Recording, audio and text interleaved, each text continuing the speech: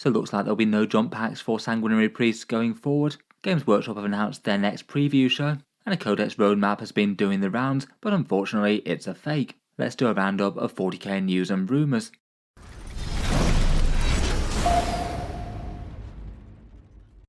Hello and welcome back to Warspets Tactics, where today I thought I'd go over a bunch of interesting things for 40k recently that I didn't think needed an entire video all to themselves, but nonetheless I thought would be interesting. In this one we've got a fake Codex roadmap, a lack of jump packs for the Priesthood of the Blood Angels, the news that live previews are returning, though the first one is aimed at Age of Sigmar and will likely be Skaven, and also Games Workshop announcing a deeper look into Leagues of Votann lore with a new novel on the way. First up, with a bunch of Blood Angels character previews over the last couple of weeks, one question that was on the minds of quite a few people was whether or not there'd still be rule support for Sanguinary Priests with jump packs, given just how much of an affinity for them the Sons of Sanguinius have. It seems though in a whole bunch of social media posts, Games Workshop basically confirmed that there won't be any jump pack option for this guy. We did kind of know that there wasn't going to be one in the kit, otherwise they would have revealed it when they revealed the whole model. They showed off a whole bunch of other options for him, and it just seems kind of unlikely that at the same time they release a Sanguinary Priest with a jump pack to go alongside him, particularly given the language used in the comment replies. This one here just specifically says there will be no jump pack options for the Sanguinary Priest, though there's quite a few other posts talking about this model specifically. I think realistically it was always going to be kind of unlikely that they'd stay in the Codex with a jump pack, given Games Workshop's recent release trends. These days they just don't tend to do characters that have the option of a jump pack backpack included within the same kit. You either have the character on foot or the jump pack character just sold as a completely separate model, say with the Sister Battle Caroness, the Chaos Lord with jump pack, or the Space Marine Captain with jump pack. As that was the case, if they were going to redo the Sanguinary Priest, we were pretty much guaranteed to either lose the jump pack version or the one on foot, and it seems that of the two, Games Workshop chose to release a Sanguinary Priest on foot rather than a jump pack one. To be honest, I kind of feel like it is the sort of miniature that they probably could have designed a jump pack as an alternative backpack swap for the Apothecary style one, would probably have been a bit of a crowd pleaser. It's not like they've never done that in recent times, such as the Autarch with Warp Jump Generator. In any case, maybe a little bit of mixed news. I guess the only reason that we actually had a jump pack Sanguinary Priest for so long was because Games Workshop sold that jump pack upgrade kit, and I guess the idea was that you'd stick that on the back of the Firstborn Sanguinary Priest miniature, and that was why his datasheet survived that way. Not being able to get these to lead your troops though will be a blow to things like Jump Intercessors and Vanguard Veterans as primary damage dealers for the Blood Angels. They often tended to get paired with the Sanguinary Priest if you're using a big 10-man hard-hitting unit of them, and I feel like they're just not going to be quite as general purpose a threat if they're only hitting at AP1. Maybe a little bit of bad news with the Codex release though at the same time I still think that this is a very nice model and they've done pretty well with it, but always a shame to lose a datasheet option of any sort. Next up, I thought I'd cover this fake Codex roadmap that's been doing the rounds, that seems to have been posted around about 48 hours or so, and I've seen it shared really quite a bit since then. I wasn't jumping to rush to make a video about it though, as basically wherever there was intelligent discussion about it, people did generally seem to think that it was almost certainly going to be a fake, even if it was really quite a well-made and crafted one that didn't have enormous visual clues on the image to give it away. I thought it was probably worth addressing in this next roundup though, just because it's been shared really quite a lot of times and just unironically taken as fact, so I thought it was worth addressing. The reasons that people were suspecting it was a fake were that it would be relatively easy to edit something like this, just basically take the Codex cover art and superimpose the relevant text. Still would definitely be effort, and it's kind of impressive that it was done quite so convincingly, but still quite a lot more doable than plenty of Games Workshop's releases. The other thing was that if it had leaked from Games Workshop direct, I strongly suspected that we would have known where it had come from, such as an early social media post, which occasionally they have done from time to time. Now though it does seem to be confirmed to be fake, I've seen people sharing images of the person claiming that they made the thing with Photoshop and showing how they did it, and looks like that was shared to one of Chapter Master Valrak's streams, I believe.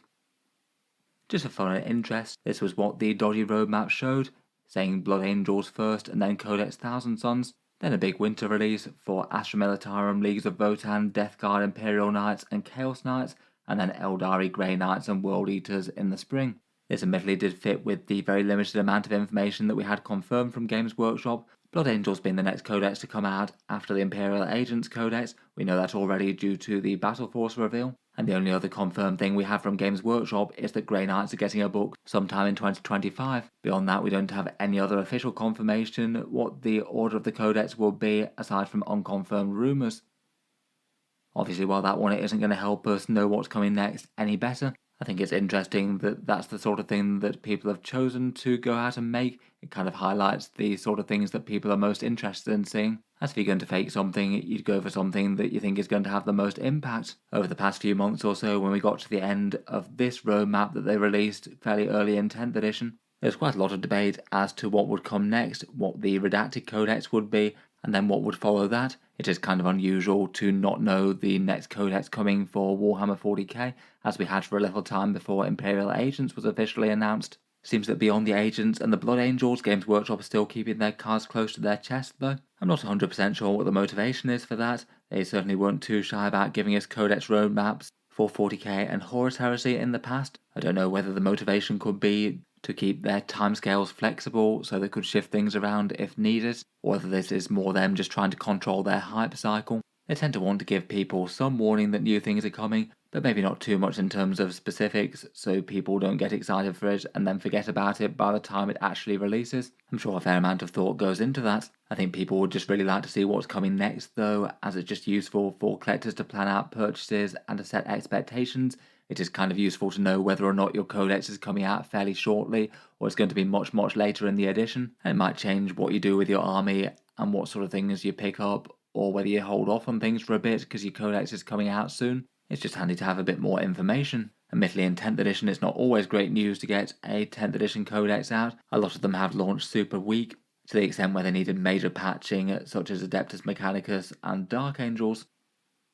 Next up, and on Games Workshop's Monday articles, they confirmed that their reveal shows are starting up again in earnest. Previously, Games Workshop had cancelled 2 other preview shows in a row, Tacoma Open and then Gen Con. There wasn't really any obvious reason, and it seemed that they had quite a few things ready to show off. It looked like the Imperial Agents and the Blood Angels were destined to be shown off at those shows originally, but then they got cancelled for one reason or another. In any case though, it looks like they're getting them rolling again once more. They've announced that an online preview show is coming this weekend on the 10th of August at 5 PM British time, translating to midday Eastern time in the USA, or 2 AM Australia Eastern time. It sounds like this is probably going to be one of their more sort of broadcast transmission type things, as opposed to their old style ones where they interacted with the chat and stream and things like that. And this one was one that we kind of had known was going to be in the calendar for a fairly long time already. It's the result of their Stormcast vs Skaven Age of Sigmar campaign. Basically the equivalent for what the Tyranids vs Space Marines had for Leviathan. The Tyranids won that one, and therefore they had a dedicated revealed show where they showed off a whole bunch of Tyranid miniatures, and their codex was the one to come out first of the 2. Given the previous teasers that they've shown for this campaign, it looks like it's almost certainly going to be Skaven this time round. They've done a few things tracking the battles, and so far Skaven have been on top pretty consistently. Not sure whether they've actually been winning battles, as the idea is that you have a game and then report on it with the QR code and Skaventide, or whether people are just treating it as a bit of a voting system as to which army they want to see the new models for first. In any case though, it should be fun to see a few more cool and twisted rat things, or maybe Stormcast Eternals if there's a surprise result. They did have a teaser video for that preview as well. A couple of all very mysterious shapes there. I'm guessing the one on the left is a Skaven Lord of some sort, and the one on the right is perhaps some sort of Stormcast with a fiery cape or similar. I'll be honest, I'm not exactly an expert in Sigmar things, but I feel like out of the new Age of Sigmar range they've broadly done well with both of the launch factions, generally quite fun miniatures all in all. Otherwise, another small announcement that they did earlier on Tuesday was that there's going to be a Warhammer 40k Leagues of Votann novel. This will be the first one for that faction that's come out since the Codex launch. This one's called The High Carl's Oath by Gav Thorpe. I think it's always kind of interesting to see new books come out from a Xenos point of view. I feel like for the Imperial perspective, and particularly from the points of view of a whole load of Space Marine legions and chapters, things have been very well explored. I just feel like you probably get a bit more depth with background that a novel can bring as opposed to lore and establishing facts in the codexes. Could be of interest to some of you Space Dwarf enthusiasts out there. Apparently it'll be coming out later in the year. I feel like probably the most interesting thing will be to see how the Leagues of Votann do business, going about their lives, expanding their prospects and the wealth of their leagues. They did drop a few teasers on the article that they did. It sounds like the principal character and protagonist of the book is a Mrighton Damagot, a Hernkin prospect leader apparently, going about her business exploiting conflicts between the kin and the Imperium for personal gain, and then a messenger is dispatched to her fleet to set her on a course to acquire great riches for her kindred, though there weren't exactly many details about what that was and what foes they'd be fighting. There's a short extract for the book up on Warhammer Community at the moment, talking a little bit about that messenger's arrival as the Leagues of Votann forces assault a lone Tyranid biovessel. I feel like the limited edition cover is kind of jazzy as well, quite a striking Votann orange there. I'm sure it'll be significantly more expensive than the more standard version though. Lastly and quite possibly least, there's also the week's Rumour Engine. This one's a great big cage full of skulls. I must admit, as Warhammer goes, this one's a bit non-specific and could apply to a whole bunch of factions. Everyone from the Imperium to the World Eaters to the Drukhari, and all sorts of Age of Sigmar factions would enjoy collecting some skulls, no doubt. From the style of it though, I'm expecting that it's probably something more fantasy setting related rather than 40k. Not really any clear giveaways to make you think that it comes from the grim darkness of the far future. In any case, I'll likely leave that there for this one. Let me know what you make of the Sanguinary Priest news, the Fate Codex roadmap, the reveal shows, and the Votann things. Look forward to hearing your thoughts down in the comments as always. Feel free to subscribe to the channel if you'd like to see more like this. I do tend to keep the 40k news videos coming. And finally, if you have been enjoying all of the videos on the channel, I would just like to mention that Auspex Tactics does have a Patreon page as well, and you can find that linked in the video description if you'd like to help support and keep the content coming. Channel patrons do get a fair few advantages, seeing certain videos early, regular votes to see what sort of things happen next on the channel, and automatic entry into the regular prize giveaways with a chance to win some big model kits each month. If any of that sounds good to you, or you'd just like to help support, the link is down in the video description. In any case, a massive thank you for listening, and I'll hope to see you guys next time.